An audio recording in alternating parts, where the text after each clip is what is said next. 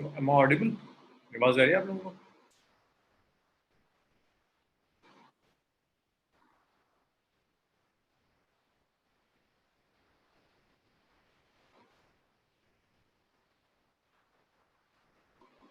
Okay. So last class तक हमने spring complete कर लिया था, पोटेंशियल एनर्जी और स्प्रिंग तक हम कंप्लीट कर चुके हैं। आप मुझे बता सकते हो एरिया अंडर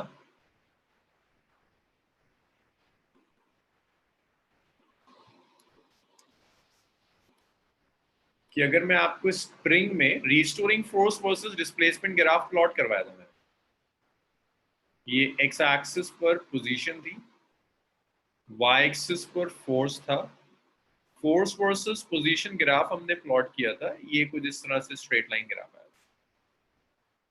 मुझे बता सकते हो एरिया अंडर द ग्राफ क्या देगा?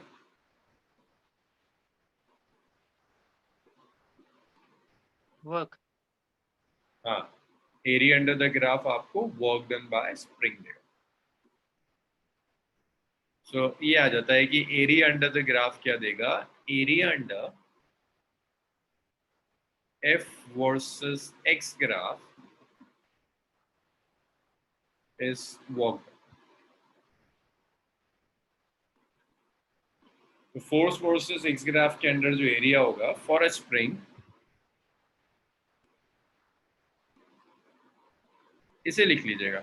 ये वन मार्कर क्वेश्चन अक्सर आपको दिख जाएगा कि जब आप फोर्स वर्सेस पोजीशन ग्राफ लोगे, उस फोर्स वर्सेस पोजीशन ग्राफ में जो एरिया होगा वो एरिया आपको वर्क डन देगा।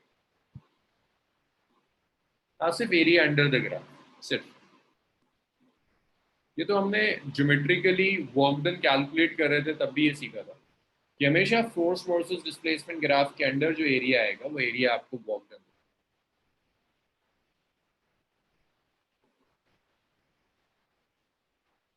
रब कर दूं इसको?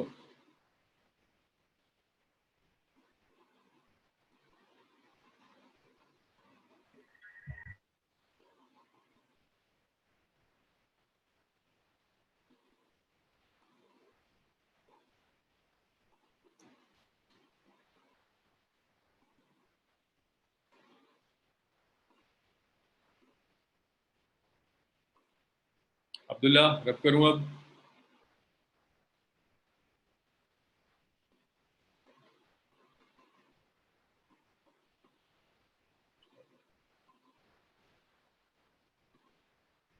Next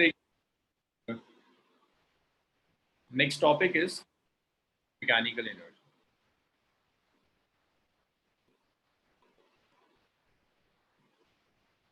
The next is conservation of mechanical energy.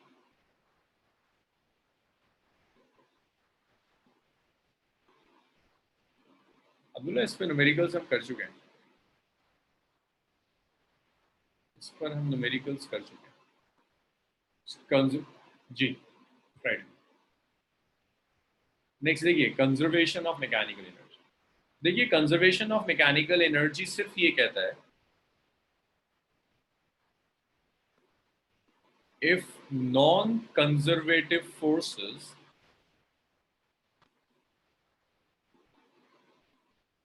और इन नॉन कंजर्वेटिव फोर्सेस को डिसिपेटिव फोर्सेस भी कहते हैं।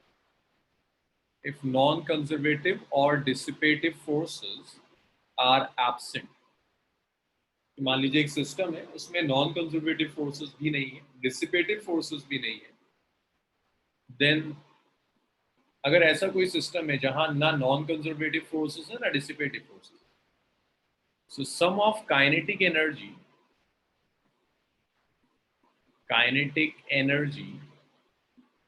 and potential energy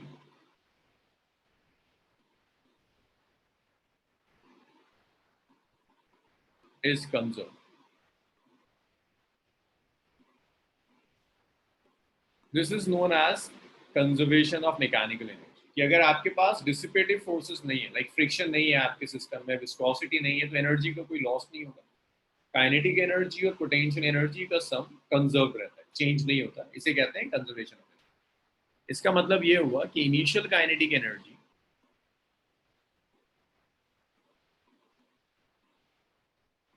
plus sum of initial potential energy is equal to final kinetic energy plus final potential energy. इसे आप ऐसे भी लिख सकते हैं, जीरो इस सारी चीजों को आप राइट में ले जाइए, तो ये आ गया final kinetic energy minus initial kinetic energy plus final potential energy minus initial potential. देखिए final kinetic energy minus energy is change in kinetic energy, final potential energy minus initial potential energy is change in potential energy which is zero. तो आप ऐसे लिखो, ऐसे लिखो, ये ऐसे लिखो, एक ही चीज। This is conservation of mechanical energy. ये आपकी mechanical energy means sum of kinetic energy and potential energy is conserve. अब कभी कभी कहता है इसे प्रूफ कर दो।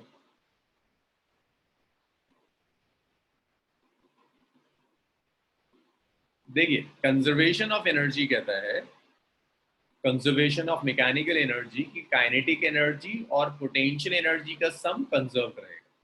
सम कंजर्व होने का मतलब है initial kinetic energy plus initial potential energy is final kinetic energy plus final potential. Initial total energy और फाइनल टोटल एनर्जी इक्वल है, दैट्स कंजर्वेशन ऑफ एनर्जी। अब यहाँ पर आप सबको राइट में ले जा सकते हो, तो जब आप राइट में ले जाओगे सब्ट्रैक्ट हो जाएगा। फाइनल में से इनिशियल सब्ट्रैक्ट कर दिया, उसे change in kinetic energy, final में से इनिशियल सब्ट्रैक्ट कर दिया, चेंज इन पोटेंशियल। अब देखिए प्रूफ देखिए इसके प्रूफ के लिए आप दो थ्योरम्स यूज कर सकते हो। एक आप यूज कर सकते हैं work energy theorem.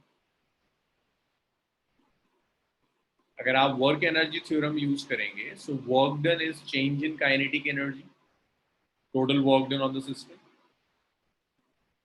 Potential energy की डेफिनेशन यूज कर लीजिए, पोटेंशियल एनर्जी डिफरेंस। अंश कुछ बताओगे पोटेंशियल एनर्जी डिफरेंस और वर्क डन में क्या रिलेशन होता है? अंश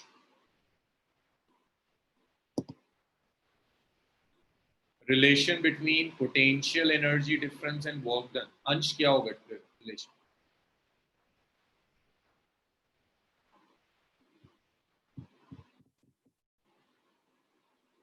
सुधांशु तुम बताओगे? सुधांशु, अभी तुम्हें है ना सुधांशु क्लास में? अच्छा अब नहीं है, अभी तक तो था। अब्दुल हन्नान तुम बता दो relation between potential energy difference and work done क्या होगा?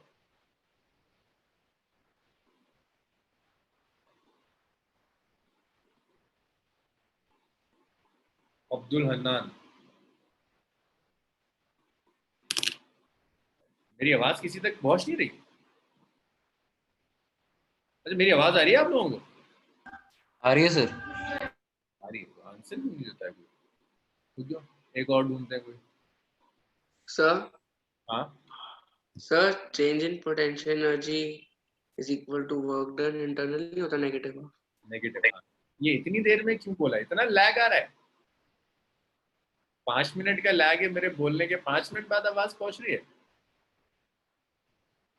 हाँ ये हो गया। तो आप यहां से यही था ना, negative of work done by internal forces change in potential energy. तो आप यहां से लिख सकते हैं work done is minus of change in potential energy. 1 और 2 से सेम वर्क डन आ रहा है तो इक्वेट कर लो। अब्दुल हन्नान क्या जीरो लिख रहा है? मैं पोटेंशियल एनर्जी और वर्क डन में रिलेशन पूछ रहा हूँ, जीरो आंसर बोला है। 1 और 2 को इक्वेट कर लो। सर जी यस क्या? सर वो वर्क एनर्जी थ्योरम में जो वर्क आया था वो तो कंजर्वेटिव और नॉन कंजर्वेटिव दोनों फोर्सेस का वर्क है ना सर, पर ये क्या बताया चेंज इन पोटेंशियल एनर्जी का जो वर्क आया था उसका तो इंटरनल फोर्सेस का कंजर्वेटिव का ही है ना सर, कंजर्वेटिव फोर्सेस का वर्क है ना। ये देखो एक लाइन लिखी हुई है, मैं पहले थे वो पहले ही कंसीडर किया हुआ है।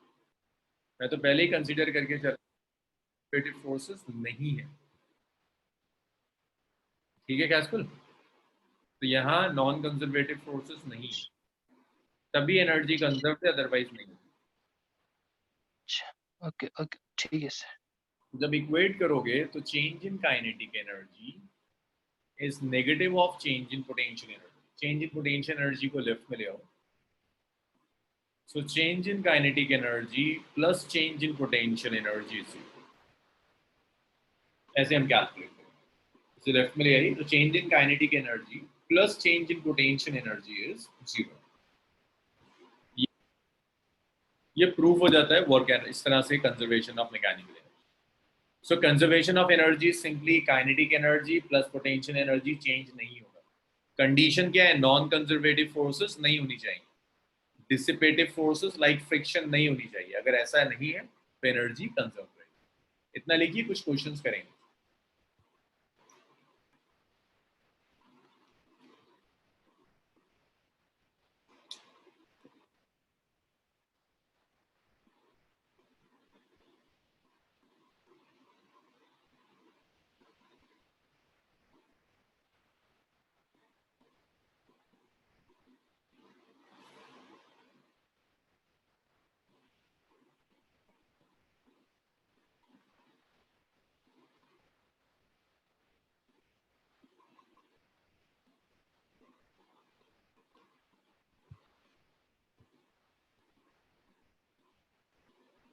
रब कर दूं इतना, दिव्यांशी,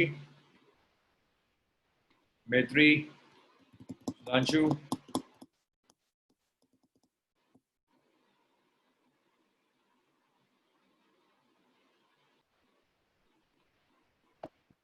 सर 2 मिनट, वो नेटवर्क इशू आ गया था।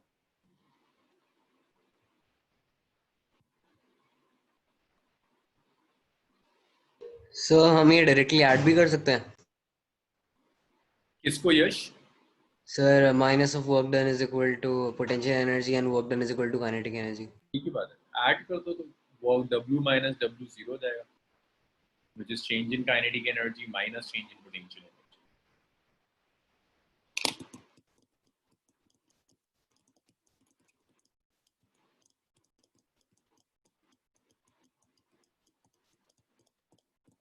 मैं इतना लिख लो तो मुझे बताना है, इसे रब करना है।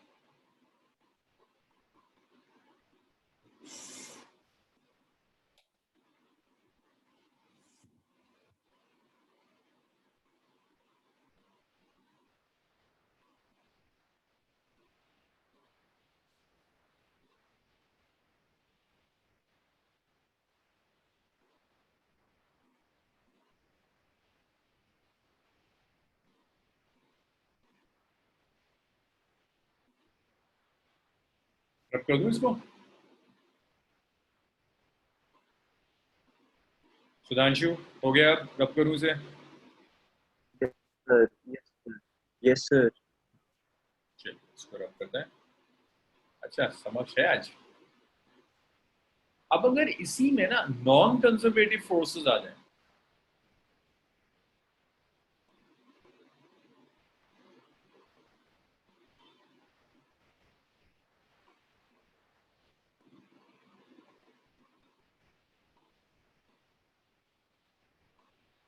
अगर आपके सिस्टम में नॉन कंजर्वेटिव फोर्सेस आनी शुरू हो जाए, तो सिर्फ इतना आएगा, change in kinetic energy plus change in potential energy अब जीरो नहीं होगा। अब ये work done bye non conservative force के इक्वल हो जाएगा। सही से उसी क्या बोलते हैं वर्क एनर्जी थ्योरम में नॉन कंजर्वेटिव और कंजर्वेटिव वर्क का प्लस करके आया है। तो अगर आपके पास नॉन कंजर्वेटिव है तो ये रह जाएगा, पहले नॉन कंजर्वेटिव नहीं था इसलिए जीरो हो गया था। इतना लिख लीजिए, कुछ न्यूमेरिकल्स देखते हैं इसके ऊपर। सीआरटी में कुछ प्रॉब्लम्स दी हुई, प्रॉब्लम्स कंसीडर, और दोनों ही केसेस देख लेंगे, कंजर्वेटिव भी और नॉन कंजर्वेटिव। रब कर दूं मैं इसको? समाक्ष, अंशिका, दिव्यांशी, नमिया,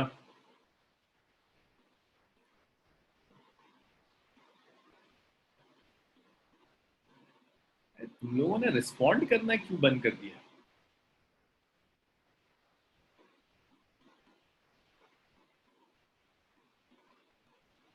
अरे रब करूं या नहीं करूं? ये 2 लाइन भी नहीं लिखी। कर दीजिए सर। हाँ, work done of non conservative force. Next देखिए,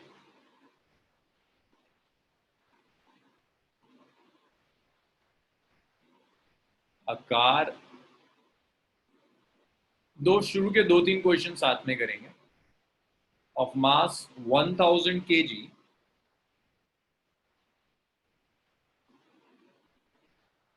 moving with speed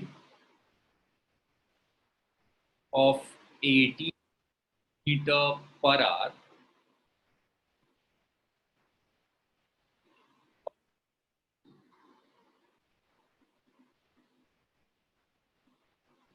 on a smooth road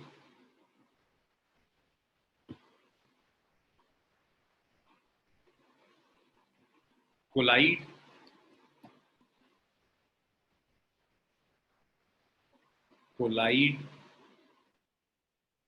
with a spring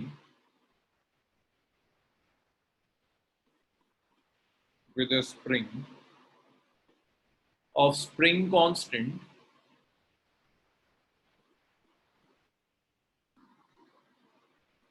देखो इस न्यूमेरिकल में ना सिर्फ आंसर निकालने मत बैठ जाना, इसे हम साथ में सॉल्व करेंगे। इसमें सीखना है आपको कि कंजर्वेशन ऑफ एनर्जी अप्लाई कैसे करते हैं। What is maximum compression in spring? 3 numerical में सिखाऊंगा, उसके बाद तुम करोगे खुद से क्वेश्चन। शुरू के 3 न्यूमेरिकल बड़े क्रूशियल। सो देखिए, ये आपको प्लेटफॉर्म दिया है और यहाँ पर आपने एक स्प्रिंग लगा दी और सब अपने अपने माइक अनम्यूट करके रखना, एक एक करके सब मिल बांट कर इसे सॉल्व करोगे। ये कार है, ये कार मूव कर रही है initially with a velocity v, spring constant is k now. Divyanshi, अभी कोई कोलिजन नहीं हुआ, कोई कंजर्वेटिव फोर्स नहीं है, तो मैं लिख सकता हूं कि एनर्जी कंजर्व्ड होगी। हाँ तिशा, तुम लेट आई हो बहुत। Just conservation of mechanical energy शुरू करा है कि kinetic energy plus potential energy conserve रहती है, means change in kinetic energy plus change in potential energy is 0। सो ये अप्लाई करना है, change in kinetic energy plus change in potential energy. Change in kinetic energy को लिखेंगे final kinetic energy minus initial, potential energy को लिखेंगे final potential energy minus initial is 0। अभी कोई इसमें कोई शॉर्टकट नहीं लगाएगा, आपको सीखना एग्जैक्ट मेथड। जब मैं ये फाइनल काइनेटिक एनर्जी ले रहा हूं, दिव्यांशी मुझे बताओ तुम्हारे सिस्टम में कितनी ऑब्जेक्ट्स हैं? 2 3 4, कितनी ऑब्जेक्ट्स ली हुई? दिव्यांशी क्वेश्चन पढ़ो और मुझे बताओ कितनी।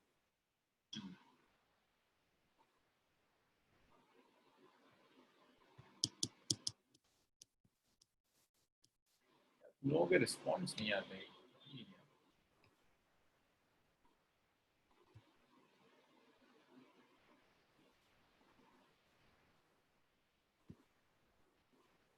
दिव्यांशी, चलो भाई अब्दुल हन्नान, तुम कितनी ऑब्जेक्ट्स हैं आपके सिस्टम में?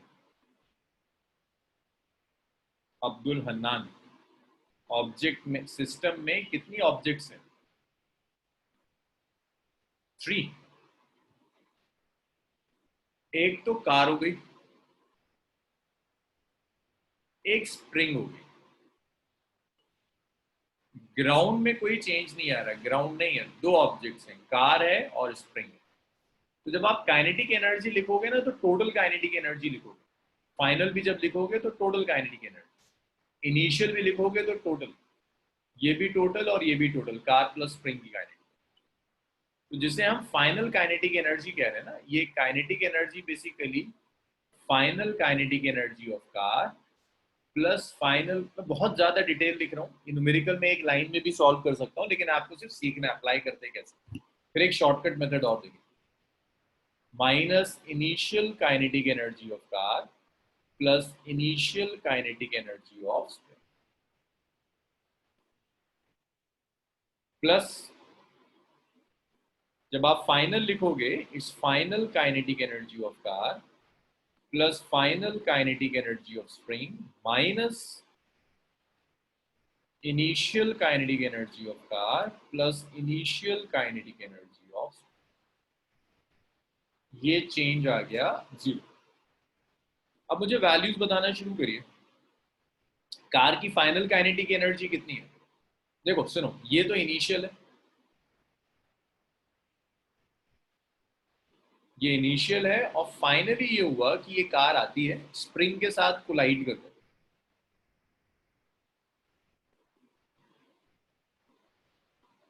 ये कार आती है और स्प्रिंग के साथ कोलाइड कर देती है। जब ये स्प्रिंग के साथ कोलाइड करेगी तो स्प्रिंग कंप्रेस हो गई। मान लो पहले स्प्रिंग यहां तक थी और कार यहां पहुंच गई, स्प्रिंग इतनी कंप्रेस हो गई, स्प्रिंग में कंप्रेशन आया x। तो ये कार और ये स्प्रिंग। अब जल्दी जल्दी मुझे कुछ लोग बताना शुरू कर दो। अब्दुल हन्नान, मुझे बताओ final kinetic energy of car कितनी है, कार कोलाइड कर कर स्प्रिंग के साथ? Abdul Hannan, final kinetic energy of car. Sir एक क्वेश्चन था हाँ, सर। इस केस कार की काइनेटिक एनर्जी वो कंप्लीटली कन्वर्ट हो रही है ना पोटेंशियल एनर्जी स्प्रिंग की? ये एक लाइन में भी हो सकता है, लेकिन मुझे बस सिखाना है। Abdul Hannan, final kinetic energy of the car? कोई आंसर नहीं। सुधांशु, कार की फाइनल काइनेटिक एनर्जी कितनी होगी?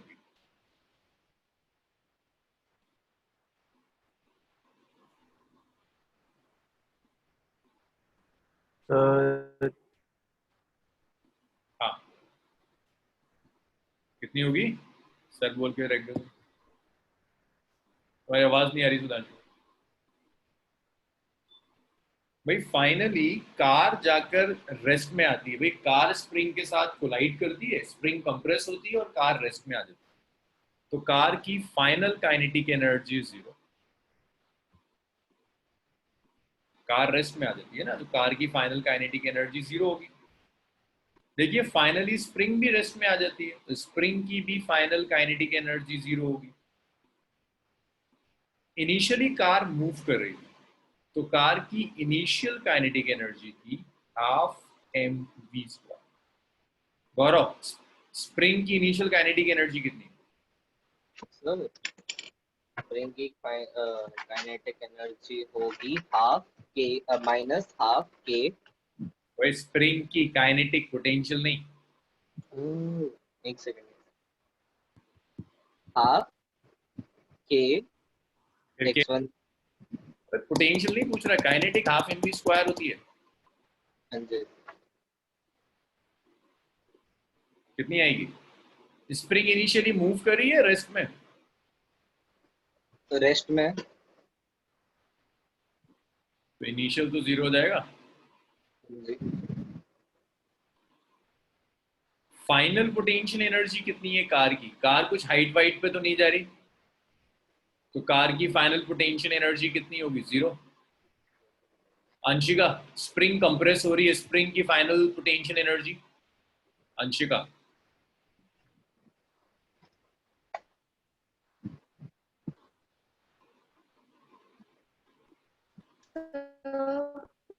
हाँ, 0। स्प्रिंग कंप्रेस हो रही है, एक्स कंप्रेस हो गई। अगर स्प्रिंग कंप्रेस होती है तो पोटेंशियल एनर्जी लिखते थे हाफ की x²। देखिए इनिशियली स्प्रिंग देखो नेचुरल पोजीशन में है, कार आती है, कोलाइड करती है स्प्रिंग के साथ और स्प्रिंग को x अमाउंट से कंप्रेस कर देती है।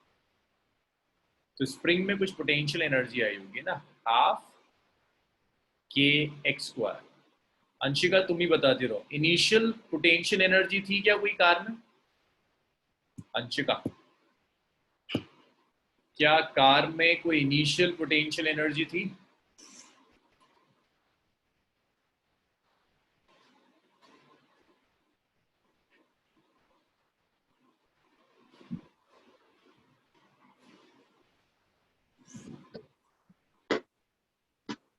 हाँ Anshika,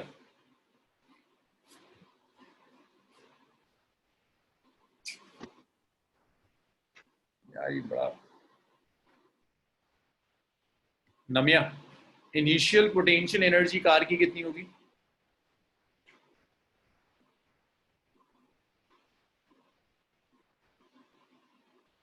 initial potential energy of the car किसी हाइट पर नहीं जा रही भाई, कार के अंदर स्प्रिंग तो लगी नहीं है जो स्प्रिंग की पोटेंशियल एनर्जी हो। कार किसी हाइट पर नहीं जा रही, initial potential energy of the car is 0। mgh तो तब आएगा जब ये कुछ हाइट पर जाएगी, कार किसी हाइट पर थोड़ी ना फ्लैट सरफेस पर मूव करे। इनिशियली स्प्रिंग आपकी अनकंप्रेस्ड थी which is 0 which is equal to 0। ओए एक तो पहले तुम लोग अपनी अटेंडेंस लगाओ, जरा प्रेजेंट प्रेजेंट बोलना शुरू करो। मुझे लग रहा है कई लोग लॉग इन कर सो गए। गौरव है क्लास में? नंदान या तो माइक अनम्यूट करो अपना, या चैट रूम में तुम्हारी आवाज। अब्दुल हन्नान प्रेजेंट है, अब्दुल्ला तो है, अंश अंश Yes, sir. अंश है, दिव्यांशी, और जिसका रिस्पॉन्स नहीं आएगा मैं उसे लॉग आउट कर दूंगा। दिव्यांशी प्रेजेंट है, मैत्री So present. मानस, मानस तो है, सर नमिया समक्ष,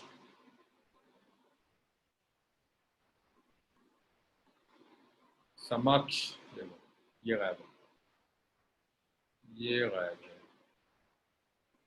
तिशा और यश का तो आ गया, समक्ष का। अबे जब तुम हो क्लास में तो जवाब क्यों नहीं देते हो? हाँ अब्दुल्ला बोलो क्या डाउट है तुम्हारा? अनम्यूट करो खुद को, माइक यूज करो और बताओ मुझे क्या परेशानी।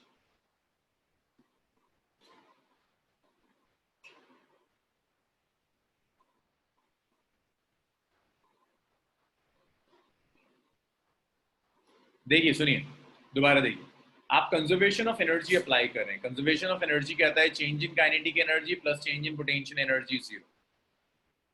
मैंने देखो सुनो सुनो यहाँ देखो, चेंज कैसे आता है? Final minus initial, final minus initial. तो मैंने फाइनल और इनिशियल ऐड नहीं किया। जब तुम फाइनल लोगे तो तुम्हारे सिस्टम में दो चीजें ना, कार भी और स्प्रिंग भी। तो फाइनल तो कार की भी होगी और स्प्रिंग की भी होगी। जब इनिशियल लोगे तो इनिशियल कार की भी और स्प्रिंग भी है। मैं फाइनल और इनिशियल ऐड नहीं कर रहा, मैं टोटल फाइनल ले रहा हूँ, टोटल इनिशियल। ऐसे ही फाइनल पूरे सिस्टम की पोटेंशियल, इनिशियल पूरे सिस्टम की पोटेंशियल। यहां तक आया समझ को? यहां तक क्लियर है सबका? दिशा, नम्या, दिव्यांशी, यस सर। और इंटरनेट कनेक्शन इतना खराब कैसे हो सकता है भाई? मतलब जो भी तुम्हारा सर्विस प्रोवाइडर है, ये जो भी वाईफाई वाला है, उसे सुनाओ जाके। आजकल तो बहुत कॉमन है, 50 Mbps तो बारिश में भी आती है।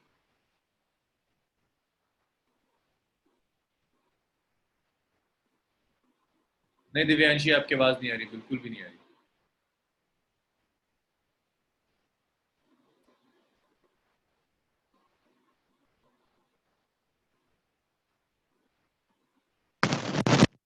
इंटरनेट तो दिल्ली में और हर जगह इंटरनेट तो बहुत डंगा होने लगा।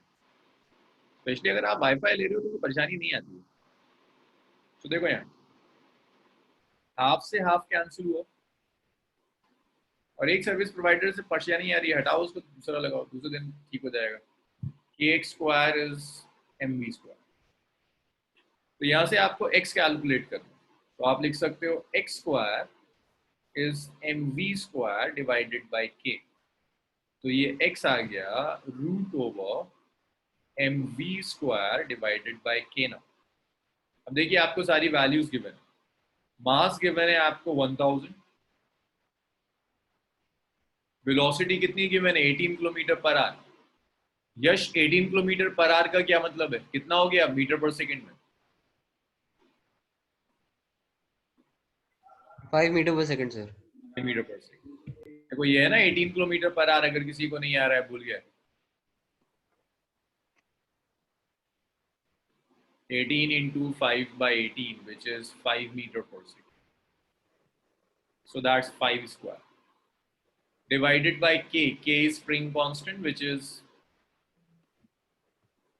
6.25 into 10 raised power 3. तो यहाँ से आप x कैलकुलेट कर सकते हो, तो आपको पता चल जाएगा स्प्रिंग में मैक्सिमम कंप्रेशन कितना है। इतना लिखिए, फिर इस क्वेश्चन में एक चेंज करते हैं छोटा सा। इसमें कोई डाउट है किसी को? गौरव, नमिया, कैस्पल?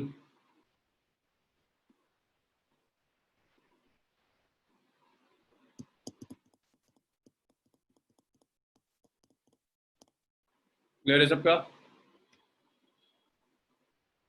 Yes sir. 2 आ रहा है आंसर? ओके ठीक है, अगर x2 आ रहा है सॉल्व करके तो ठीक है, 2 हो गया। ठीक है, सब कह रहे हैं x2 आ जाएगा, x2 नहीं है। हाँ अब्दुल्ला, x कंप्रेशन होता है हाफ के एक्स स्क्वायर में, x कंप्रेशन या एक्सटेंशन जो भी हो रहा हो स्प्रिंग। अगर स्प्रिंग कंप्रेस कर रही है तो x कंप्रेशन है, स्प्रिंग अगर स्ट्रेच हो रही है तो x एक्सटेंशन।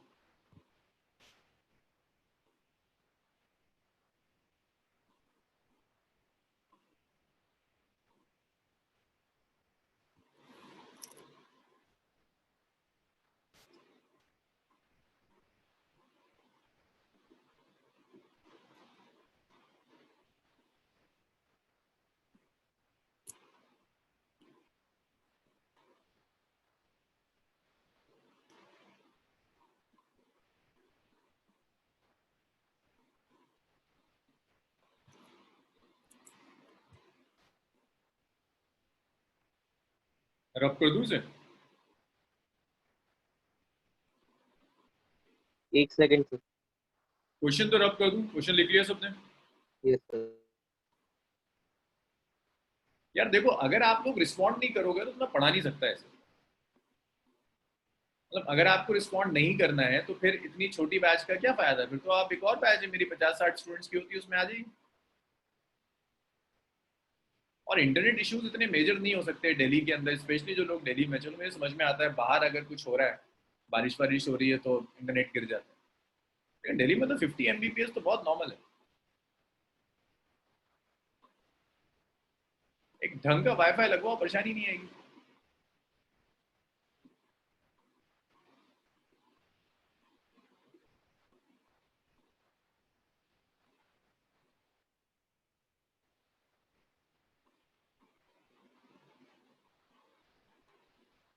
कल्याण जी, सर्विस प्रोवाइडर चेंज कर दो। क्लासेस तो मेजर है ना, अगर क्लासेस में लॉस होगा तो फिर पूरा काम आपका जब इसी पर चल रहा है इंटरनेट पे, तो इंटरनेट तो बेस्ट होना चाहिए। एक वाईफाई से नहीं हो रहा तो उसको चेंज करके दूसरे वाले को लगवाओ।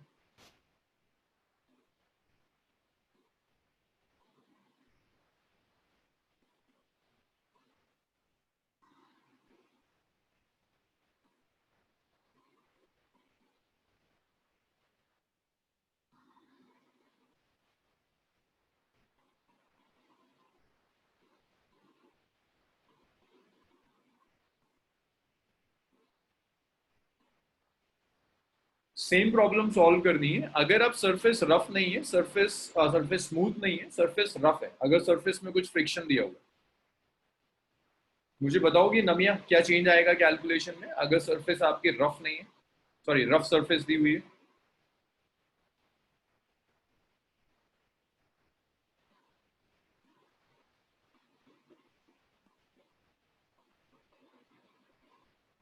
नमिया गौतम, अगर सरफेस रफ है आपके पास तो क्या चेंज आएगा कैलकुलेशन में?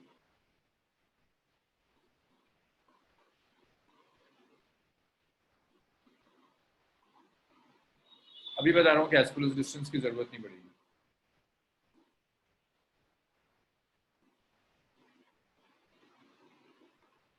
अगर आप लोगों को नहीं आता ना, मैं कभी आपसे कोई क्वेश्चन पूछ रहा हूँ आपको लगता है नहीं आता तो लिख दो आई डोंट नो, मैं वेट करता रहता हूँ कि शायद आंसर आएगा। नहीं आता तो आप जवाब दीजिए नहीं आता, आगे बढ़ूंगा। ऐसा लग रहा है दोबारा से आप लोगों को सिखाना पड़ेगा कि ऑनलाइन क्लासेस कैसे होती है। गौरव, क्या चेंज आएगा कैलकुलेशन में? सर वर्क डन होगा, क्या कहते हैं, इंटरनल फ्रिक्शन से, और कार की काइनेटिक एनर्जी में चेंज आएगा थोड़ा सा। सिर्फ चेंज ही आएगा कि change in energy plus change in potential energy zero नहीं होगा। Change in energy plus change in potential energy में एक वर्क डन बाय फ्रिक्शन और आ जाएगा। इस पूरे के अंदर एक वर्क डन बाय फ्रिक्शन और आना शुरू होगा। वर्क डन बाय फ्रिक्शन हो रहा है।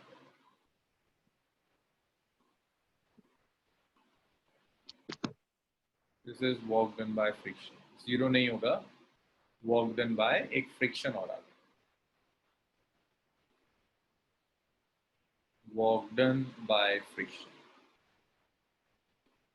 Work done by friction.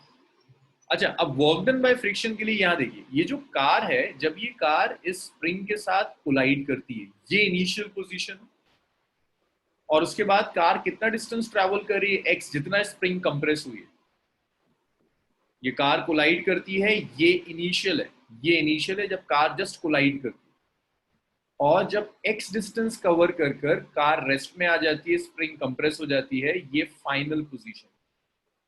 बाकी सारी चीजें तो आपको पता है, बस मुझे वर्क डन बाय फ्रिक्शन चाहिए इसमें। बाकी सारे पैरामीटर्स सेम है, जिससे एक वर्क डन बाय फ्रिक्शन की जरूरत पड़ेगी। अंश, वर्क डन बाय फ्रिक्शन बताओ कैसे कैलकुलेट करेंगे?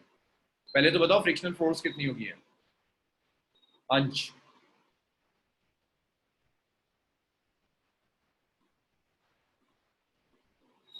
फ्रिक्शनल फोर्स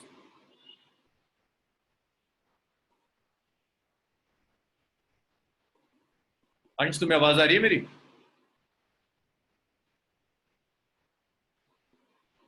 फ्रिक्शनल फोर्स कितनी होगी? अगर कार का मास m है, कार पर कितनी फ्रिक्शनल फोर्स एक्ट कर रही होगी? तब आप लोग ये चीजें नहीं भूल सकते।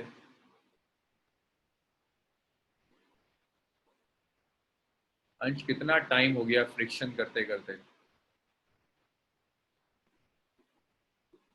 फ्रिक्शनल फोर्स क्या होता है? Mu N. फ्रिक्शनल फोर्स कितना होता है? Mu N. एन क्या होगा? M g. So friction is mu m g. This is equation number 1 and this is equation number 2 now. Mu M.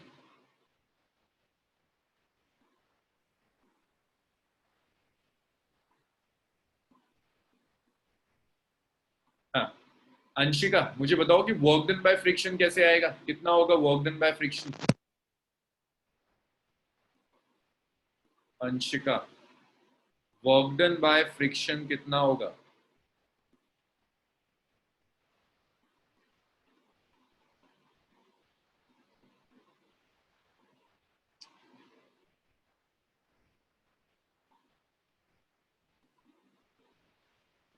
Anshika unmute करो खुद को और बताओ मुझे वर्क डन बाय फ्रिक्शन कितना आएगा यहाँ?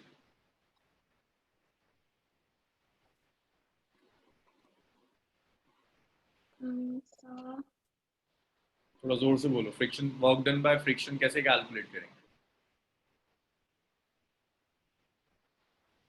भाई वर्क डन होता है FS cos theta, yes, sir. Friction force displacement into cos theta. Anshika तुमने भी पढ़ना लिखना बिल्कुल छोड़ा हुआ है ना? फ्रिक्शनल फोर्स कितनी है?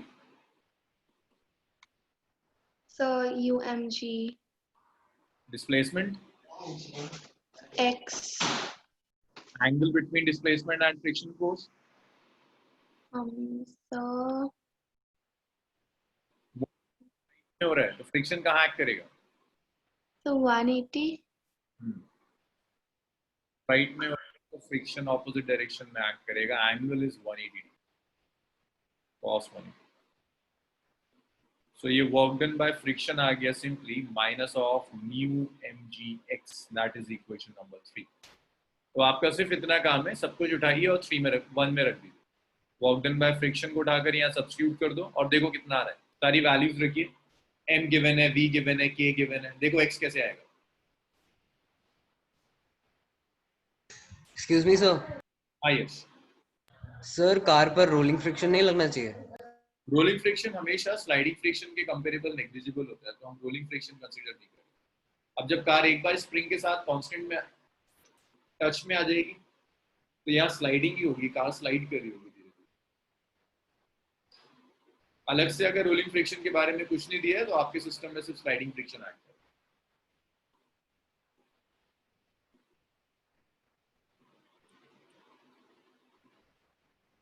इतना सब्स्टिट्यूट करो, इस half M B square plus half K square is equal to work done by friction.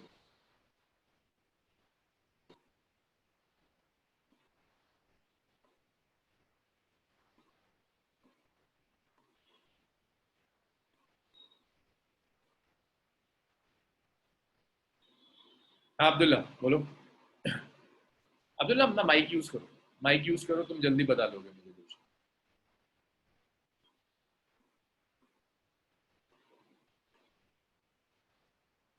Chat room तो बिल्कुल आखिरी टाइम के लिए, कि जब बिल्कुल ही नेटवर्क ना आ रहा हो तो चैट रूम यूज। सर मुझे final kinetic energy of spring में डाउट है, वो जीरो कैसे होगा? स्प्रिंग रेस्ट में आ गई, एक बार कार स्ट्राइक करती है स्प्रिंग से और स्प्रिंग कंप्रेस होकर रेस्ट में आ जाती है। तो स्प्रिंग में मैक्सिमम कंप्रेशन होगा, स्प्रिंग रेस्ट में आ गई, स्प्रिंग रेस्ट में आ जाएगी तो जीरो हो जाएगा। Yes sir. राइट।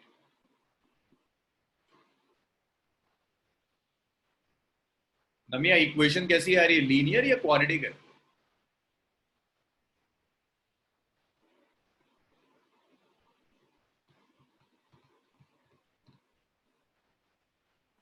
नमिया मेरी आवाज आ रही है आपको?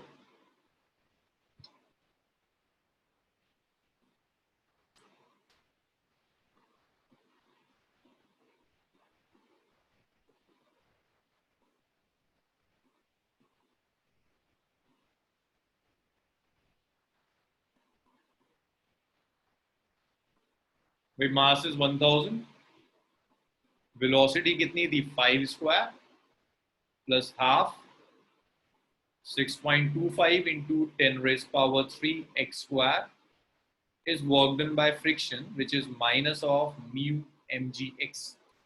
वैल्यू रख दीजिए, mu कितना है 0.2, mass is 1000, g is 10 into x. तो देखिए ये x स्क्वायर में क्वाड्रेटिक इक्वेशन आ जाएगी आपके पास। मैं ये क्वाड्रेटिक सॉल्व नहीं कर रहा, ये क्वाड्रेटिक आप सॉल्व करोगे और x की वैल्यू निकालोगे। इतना लिखो, फिर नेक्स्ट न्यूमेरिकल करो। अब तो न्यूमेरिकल में 45 मिनट निकल जाते हैं तुम लोगों के साथ। अरे लिखा इतना? Yes sir. Yes sir. चलिए इसको रब करते हैं, नेक्स्ट न्यूमेरिकल देखते हैं। अंश लिख लिया? Namiya, Divyanshi? Yes sir.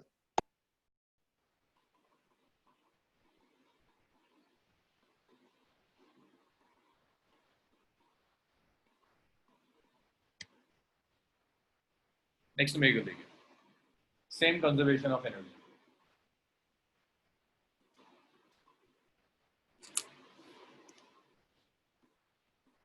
NCERT में कंजर्वेशन ऑफ एनर्जी को स्प्रिंग से बहुत बहुत कनेक्ट किया हुआ है।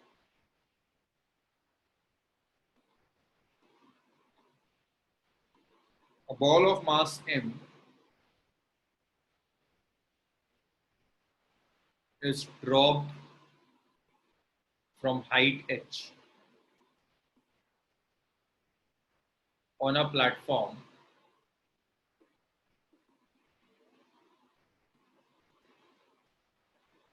fixed at the top of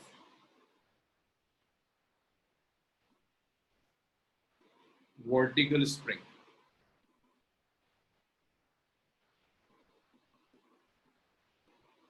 At the top of a vertical spring.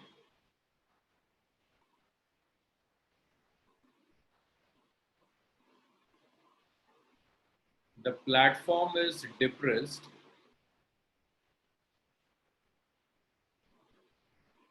by distance x. What is the spring constant?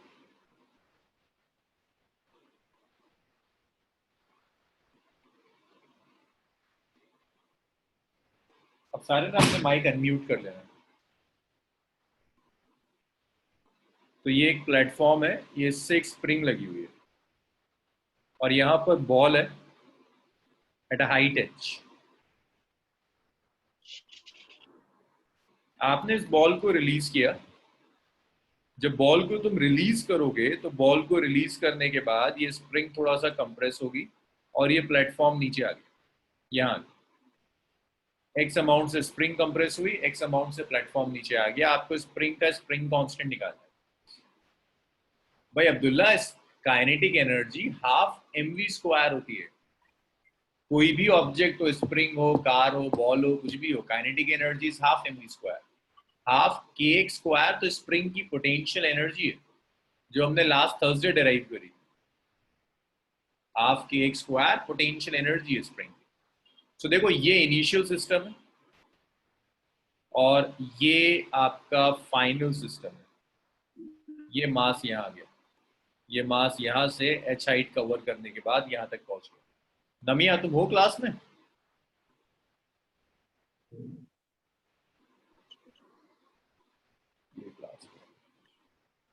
Okay Tisha, मुझे बताना शुरू करो, तुम्हारे सिस्टम में कितने ऑब्जेक्ट्स हैं? क्या तिशा, सिस्टम में कितनी ऑब्जेक्ट्स हैं? बॉल एंड स्प्रिंग, 2 ऑब्जेक्ट्स हैं। क्या कोई फ्रिक्शन वगैरह दिया हुआ है?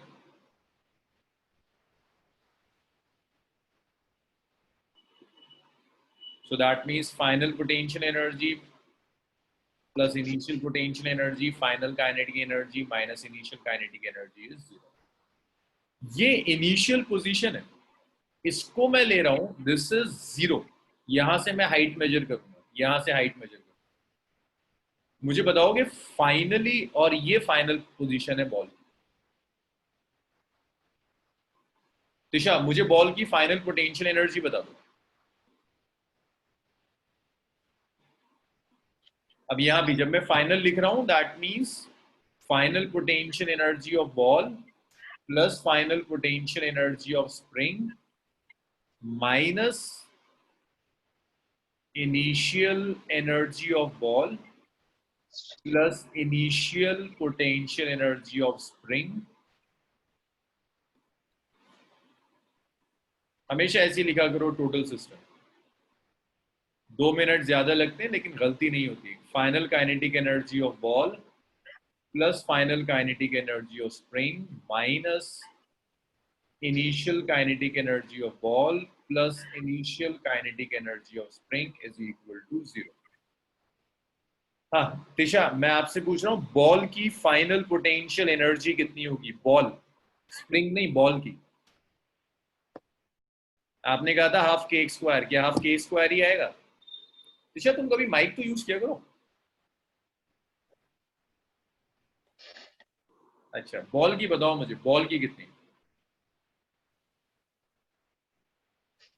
और एक तो हमेशा आंसर्स एवरीवन वाले में दिया करो, मैं कोई प्राइवेट मैसेजेस नहीं देखूंगा, सारा एवरीवन वाले कॉलम में डालोगे।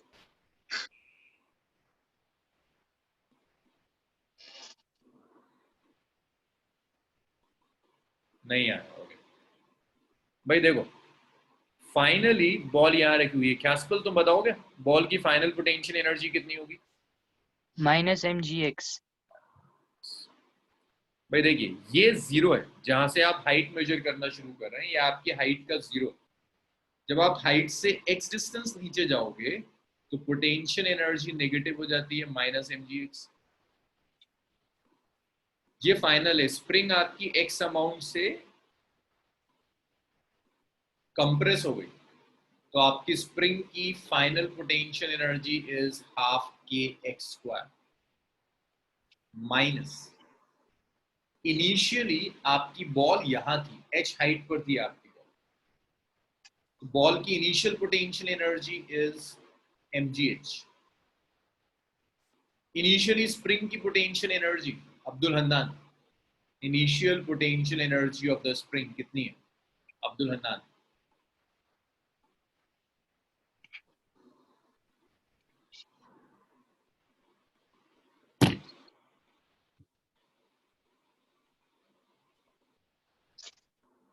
देखिए मेत्री, ये तो कंजर्वेशन ऑफ एनर्जी लगाया मैंने बस। ये इनिशियल पोजीशन है बॉल की, ये फाइनल पोजीशन है बॉल की। बॉल एक्स अमाउंट से नीचे चली गई। मैंने कल सिखाया था कि अगर बॉल 0 से नीचे जाती है, जैसे आप 0 लेवल कह रहे हो हाइट का, तो पोटेंशियल एनर्जी नेगेटिव हो जाती है, it's -mgh। Final potential energy of spring compress हो गई, स्प्रिंग की final potential energy is half के एक्स स्क्वायर। इनिशियली जो बॉल है वो h हाइट पर है, तो बॉल की initial potential energy is mgh। Initially spring आपकी अनकंप्रेस थी, तो स्प्रिंग की इनिशियल पोटेंशियल, जब आप काइनेटिक एनर्जीज लोगे आपका पूरा सिस्टम रेस्ट में, इनिशियली भी और फाइनली भी, तो सारी काइनेटिक एनर्जी 0 होंगी, काइनेटिक एनर्जी कुछ भी नहीं आने। जब आप इसे सॉल्व करेंगे, it's minus of mgx plus half kx square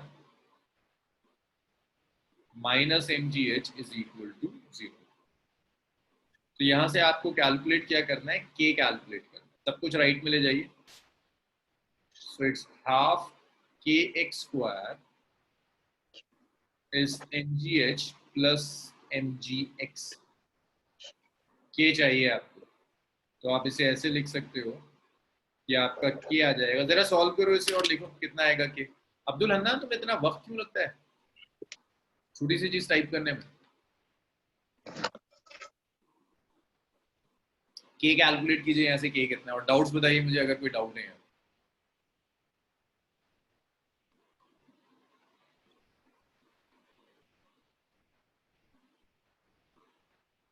इस बार तुम्हारी क्लास परफॉर्मेंस में ना सबके ऐसे 0 लगाऊंगा, 0 और नेगेटिव की बस समझा दे रहना घर को कि क्या कर रहा था।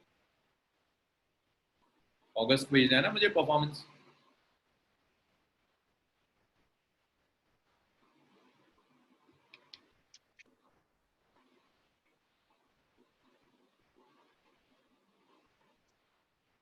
अब्दुल हन्नान, के कैलकुलेट करो, बताओ मुझे के की वैल्यू कितनी आ रही है।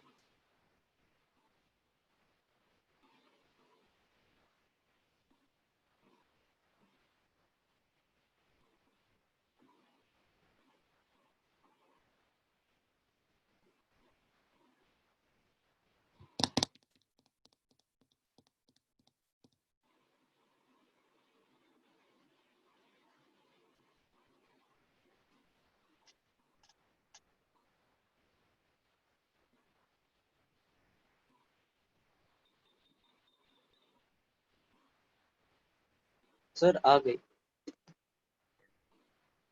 यहाँ से जब आप k लोगे, your k is twice of mgh plus x divided by x square. So this is the value of it. It's twice of mgh plus x divided by x square. तो ये आपका k आ गया। Next देखिए भाई, इसमें doubt है किसी का कोई? रम्या, समक्ष, यश, अब्दुल हन्नान।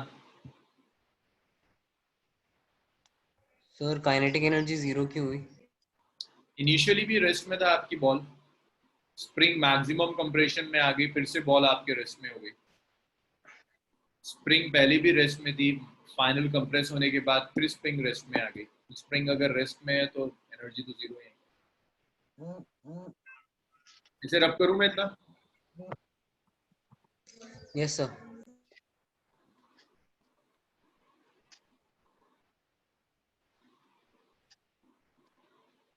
नेक्स्ट देखिए,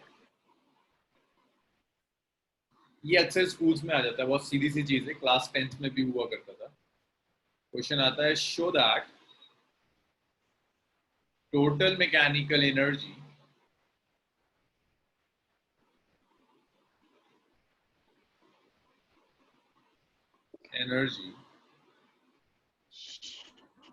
of a freely falling body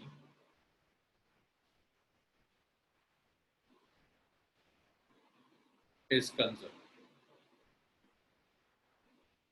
तो आपको ये प्रूफ करना है कि अगर एक फ्रीली फॉलिंग बॉडी है उसकी टोटल मैकेनिकल एनर्जी कंजर्व। सो देखो, इसको कुछ ऐसे सॉल्व करते हैं कि मान लीजिए ये ग्राउंड है, इनिशियली आपकी बॉडी यहाँ पर है h हाइट पर, बॉडी मूव नहीं कर रही, बॉडी रेस्ट में, इसको मैं कहता हूँ पोजीशन ए। तो एट पोजीशन ए आपने जस्ट यहाँ से ड्रॉप किया, तो पोजीशन ए पर जो पोटेंशियल एनर्जी होगी ये होगी mgh। पोजीशन ए पर काइनेटिक एनर्जी 0 हो जाएगी, मूव नहीं करेगी। तो जो टोटल एनर्जी है which is sum of potential energy plus kinetic energy, position A पर total energy is simply mgh। ये पोटेंशियल एनर्जी होगी पोजीशन ए की। अब इसके बाद आप इसको ड्रॉप करते हैं और बॉल यहाँ आ जाती है, यहाँ तक पहुंचती है, दैट्स पोजीशन बी। बॉल ने कुछ डिस्प्लेसमेंट कवर किया, that is x, and this is h minus. Drop कर दिया आपने, x से नीचे चली गई और यहां से h माइनस एक्स बच गई। सो जब हम पोजीशन बी लेंगे, अंश मुझे बताओ पोजीशन बी पर बॉल में कोई पोटेंशियल एनर्जी कितनी होगी? Potential energy of ball, Ansh. Sir mgh minus x. mgh minus x, very good. अब मुझे काइनेटिक एनर्जी चाहिए। काइनेटिक एनर्जी के लिए kinetic energy at B is half M V B square. Namiya अगर मेरी आवाज आ रही है मुझे बताओ बी पॉइंट पर वेलोसिटी कैसे निकालूं? नमिया।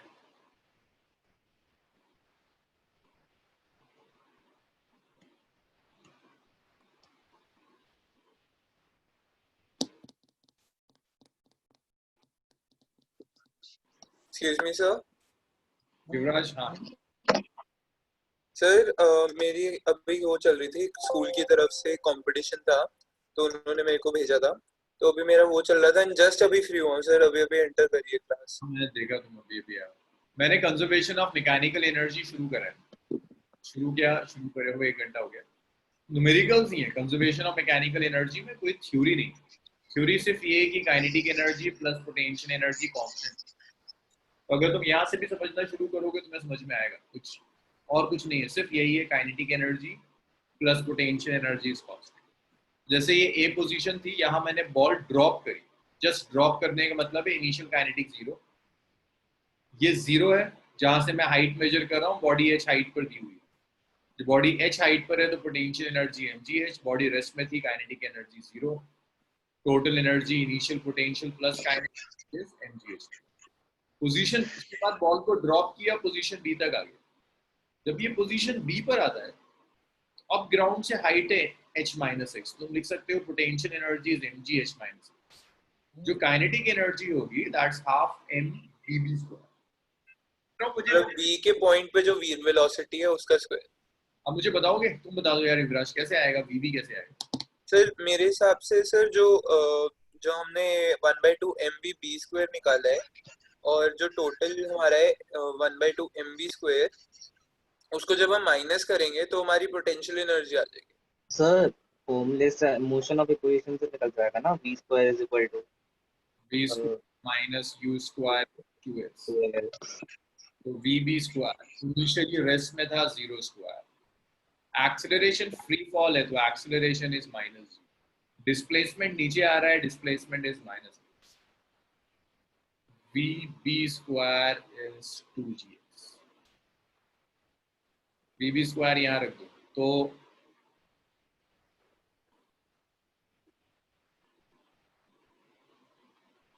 kb आ गया half m into vb square. vb square is 2gx। 2 से 2 कैंसिल हो गया। सो जो काइनेटिक एनर्जी आ गई kb, that is mgx। Total energy calculate कर लो। टोटल एनर्जी होगा potential energy plus kinetic energy.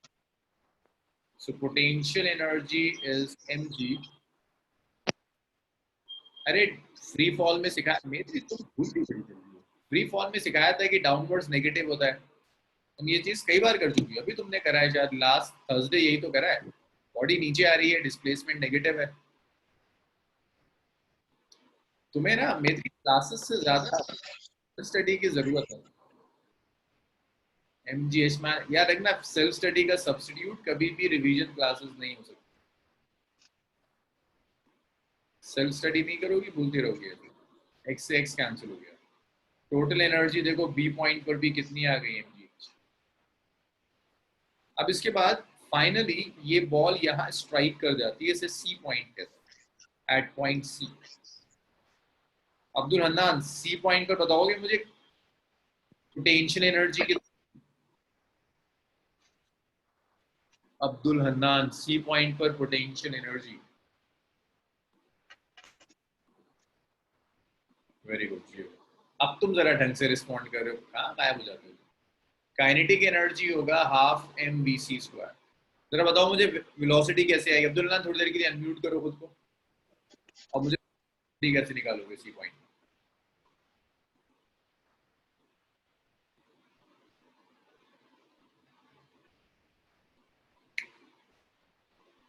Abdullah जब ये स्ट्राइक करेगा ना तो किसी वेलोसिटी से स्ट्राइक करेगा। अच्छा मुझे इक्वेशन बता दो अब्दुल अदनान, किस इक्वेशन से आएगा?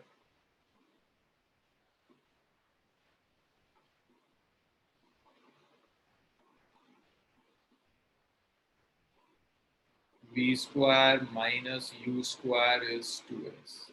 भाई जरा कैलकुलेट करो यहाँ से और बताओ मुझे काइनेटिक एनर्जी कितनी आ रही है C point. Abdullah zero strike करने के बाद होता है, जब स्ट्राइक कर जाएगा उसके बाद, लेकिन जिस वेलोसिटी से स्ट्राइक कर रहा है वेलोसिटी जीरो नहीं है ना। mgh, बहुत बढ़िया यश।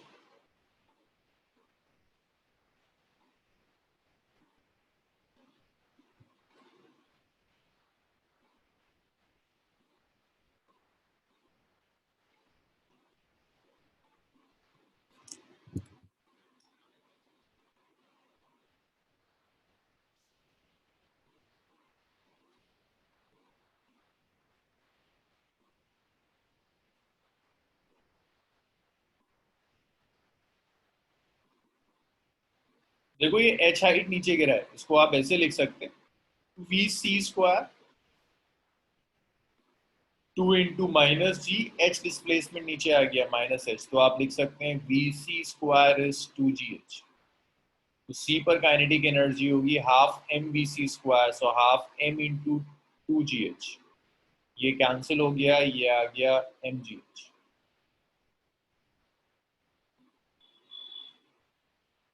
तो सी पॉइंट पर काइनेटिक एनर्जी है mgh। तो सी पॉइंट पर total energy is potential energy तो 0 mgh which is mgh। So total जो एनर्जी है वो चेंज नहीं हो रही, total energy is conserve. A B और सी तीनों पर total energy same, point A, point B, point C पर टोटल एनर्जी सेम।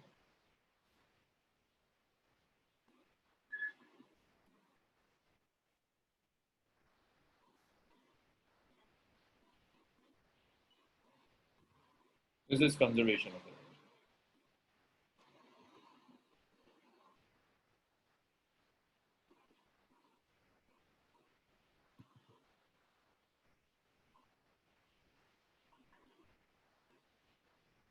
इतना लिखिए, फिर और टॉपिक्स देखते हैं। एक टॉपिक और है इसमें पावर। उससे पहले जरा एनसीईआरटी के कुछ क्वेश्चंस हैं वो आप ट्राई करोगे। कंजर्वेशन ऑफ एनर्जी पर बेस्ड 2-3 क्वेश्चंस दिए एनसीईआरटी में।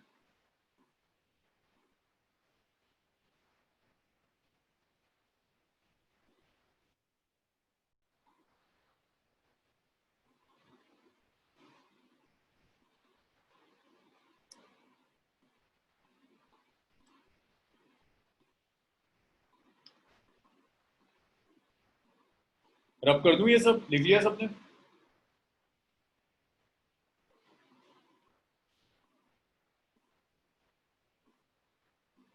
चलिए,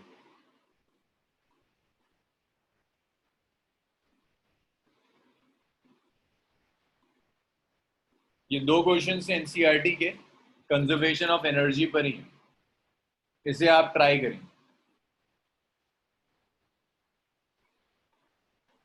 सर होमवर्क क्या अभी? अभी नहीं, अभी होमवर्क। और एक आप 6.13 ट्राई करोगे, ये वर्क एनर्जी थ्योरम पर। अभी नहीं, क्लास के बाद आप ट्राई करेंगे।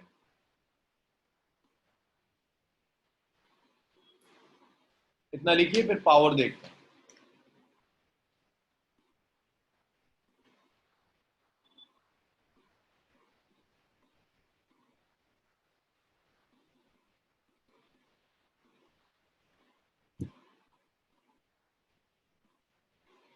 So that was about conservation of energy. Conservation of energy के बाद नेक्स्ट देखिए। अच्छा एक चीज और आती है which is Einstein's mass energy equivalence।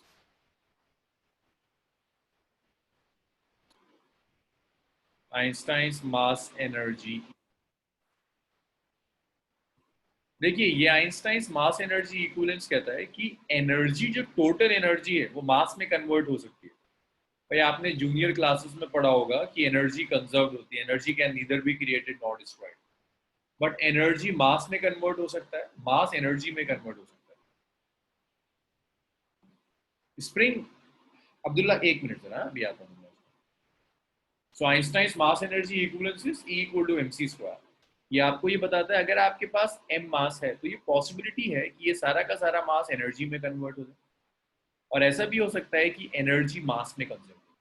So E is energy, E is corresponding to mass है। m मास के corresponding जो एनर्जी होगी उस एनर्जी को E कहते हैं। सो E is energy corresponding to mass m, so this E is equal to mc square। ये energy mass energy equal. देखो इसमें क्वेश्चंस कुछ ऐसे आते हैं, वे c स्पीड ऑफ लाइट,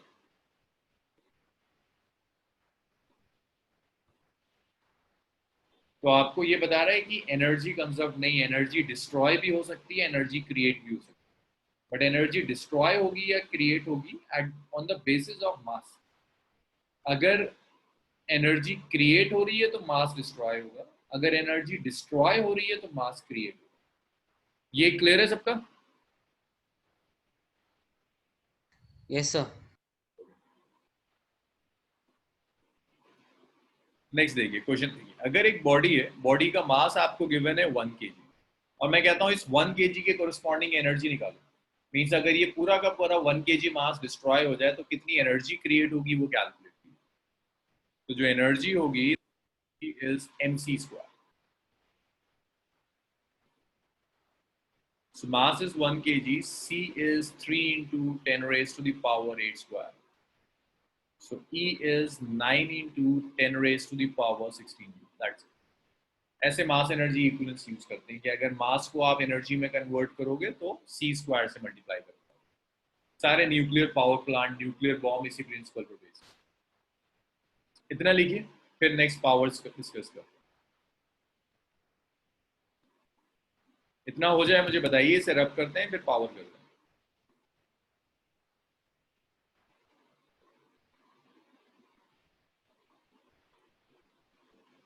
फिर रब कर दूं इसे? कैस्पल, Tisha, Gaurav, Sudhanshu? Yes sir.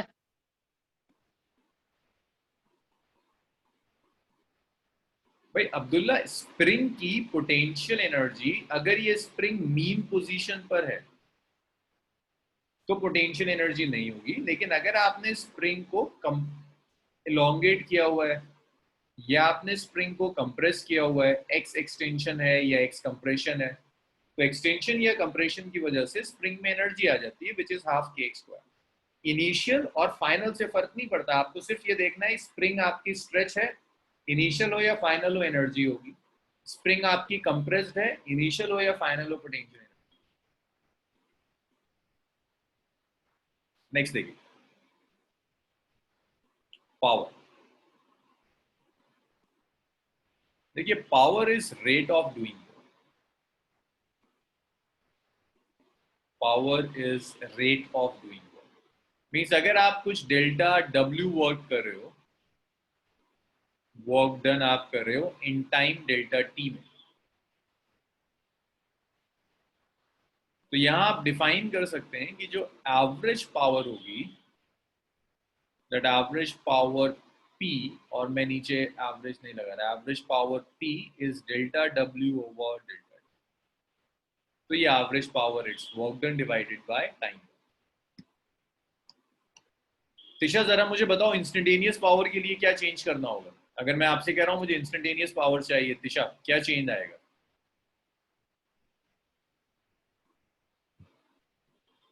Very good. अगर आपको इंस्टेंटेनियस पावर चाहिए तो आप लिमिट लोगे डेल्टा T टेंड्स टू 0, तो ये delta W by delta T आ जाएगा dW ओवर dt। तो ये इंस्टेंटेनियस पावर है which is dW over dt। अब ये जो dW वर्क डन है इसे आप लिख सकते हैं it's F dot dr। Work done को आप लिख सकते हो ना F डॉट dr, तो ये पावर का एक्सप्रेशन हो गया it's F dot dr over dt।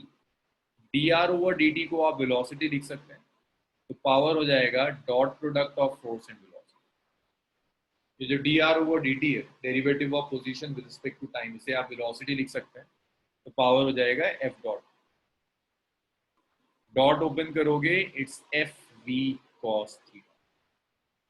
Power scalar quantity है.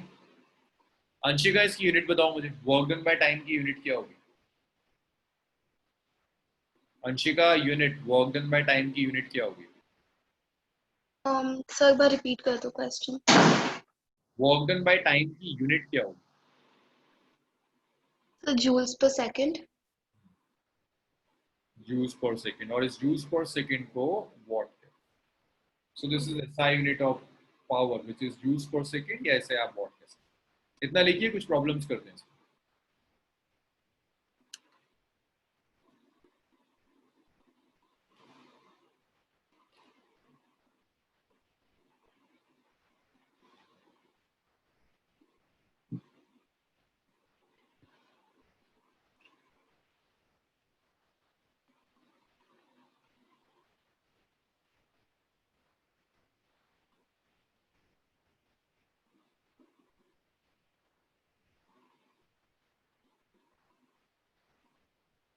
इतना लिख लो तो मुझे बताओ, उसको रब करते हैं, क्वेश्चंस देखते हैं पावर के.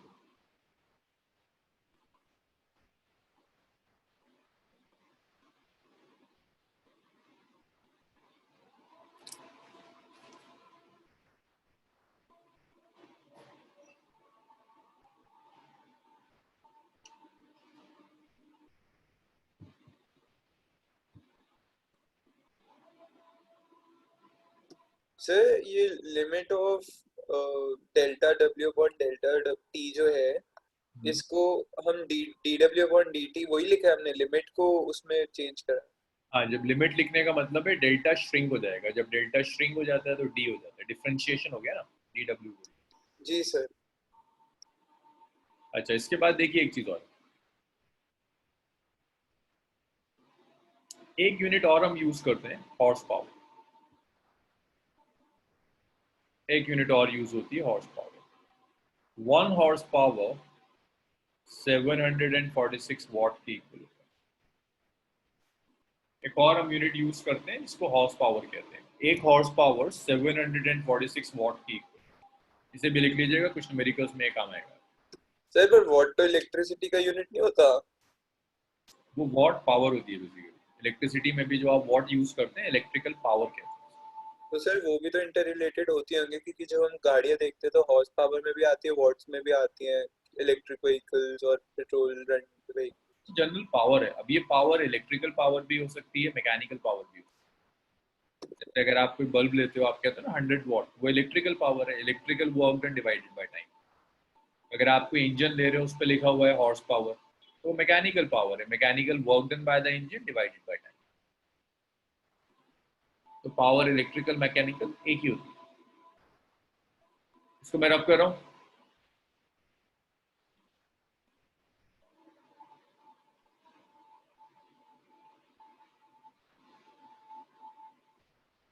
नेक्स्ट क्वेश्चन देखिए.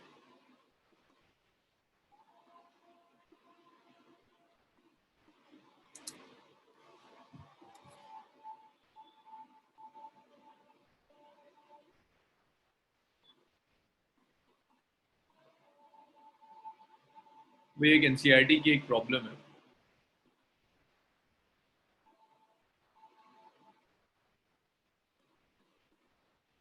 An elevator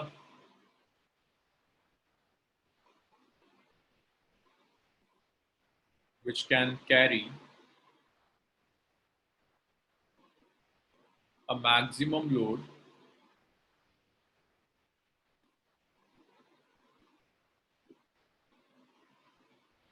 (1800 kg)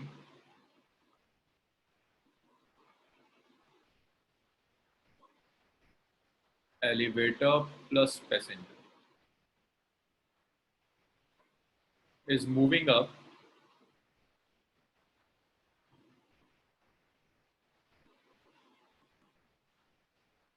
with constant speed of 2 meters per second. The frictional force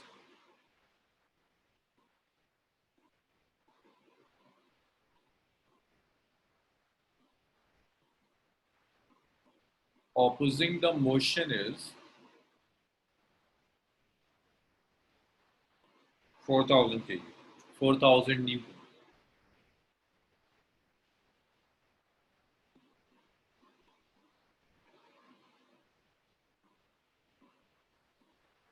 Calculate minimum power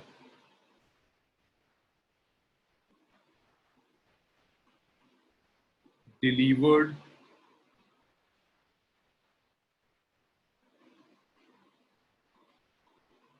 by motor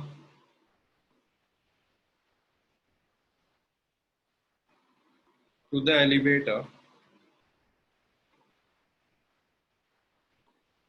in watts.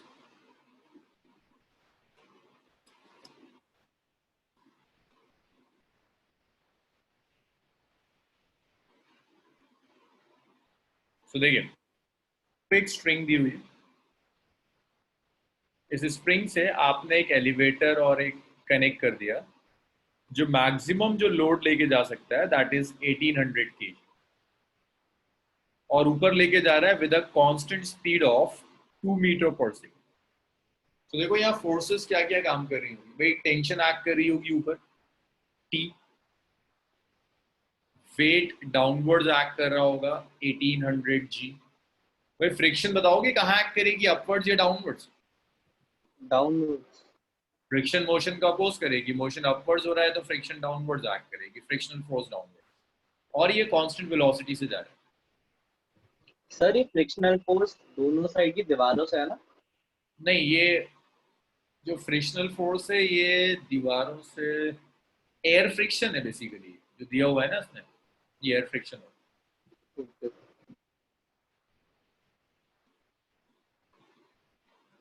तो ये इतना फ्रिक्शन इसके ऊपर एक्ट कर रहा है।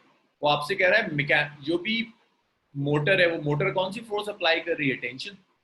मोटर कितनी पावर स्पेंड कर रही है, तो बताएगा मुझे टेंशन कितनी आएगी यहाँ? किसी एक का भी आंसर आएगा टेंशन का? टेंशन बताएगा कुछ मुझे, टेंशन की वैल्यूज क्या आ रही है, जरा लिखना चैट रूम में आंसर। समक्ष, अंश, अंशिका, नमिया, तिशा, टेंशन लिखो, टेंशन कितना आ रहा है? अब्दुल्ला असलम का कुछ आंसर आया, कैस्पल का आया, 2 आंसर्स आए और किसी को नहीं आता कुछ। अब्दुल हन्नान टेंशन, युवराज का आंसर आया, युवराज का गलत है, अब्दुल्ला असलम का गलत है, कैस्पल का कुछ ठीक है, अंश, अंशिका, दिव्यांशी, तिशा कुछ नहीं आता।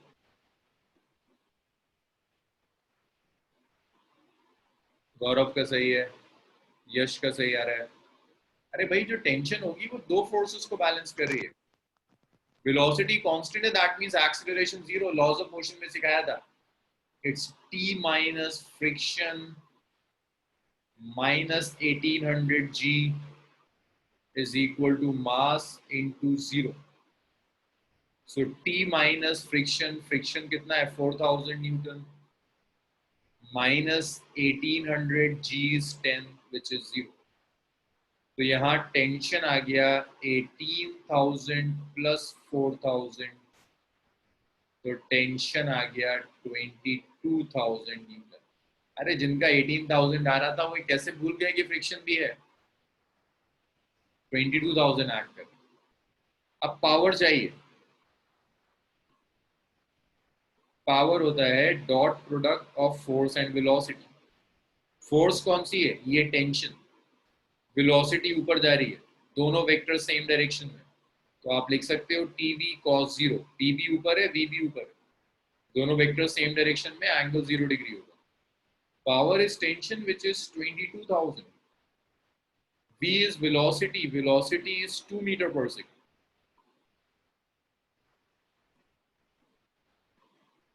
It's 44,000 watt.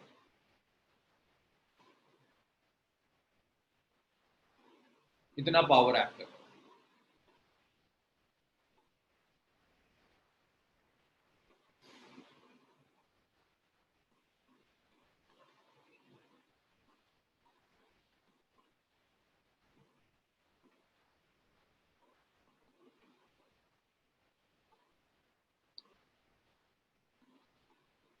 क्लियर हुआ ये? Yes, sir. Okay. चलिए इसे आज यही छोड़ते हैं, कल हम वर्क एनर्जी पावर कंप्लीट कर लेंगे। कल एक क्लास और चाहिए वर्क एनर्जी पावर, कल इसे हम वाइंड अप करते हैं। सो पावर में एक दो क्वेश्चंस और हैं, इसके बाद हमें कोलिजन स्टार्ट करना है, और एक मैक्सिमम पार्ट है conservation of momentum and conservation of momentum complete.